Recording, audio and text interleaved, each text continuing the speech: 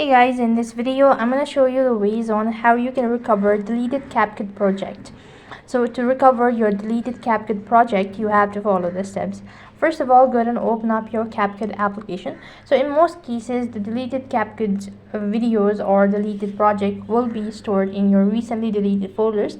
Now that depends on the device that you're using. So if you are on the CapCut itself, so I'm going to show you the procedure. So when you open up your CapCut application, and let me go ahead and delete the following project. Tap the three dot icon and click on delete, and make sure to confirm it. So when you have deleted the project, you can see next to project there is this option as space. Go ahead and press on it, and here you go ahead and press the next button, and over here you have this option as upload media from your device to space your.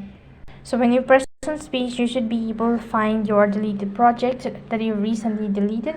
So in this way, you could go ahead and recover your deleted CapCut project. That is all for this video. I hope the video was helpful. Make sure to like, share and subscribe to our channel. Thank you for watching. See you in the next video.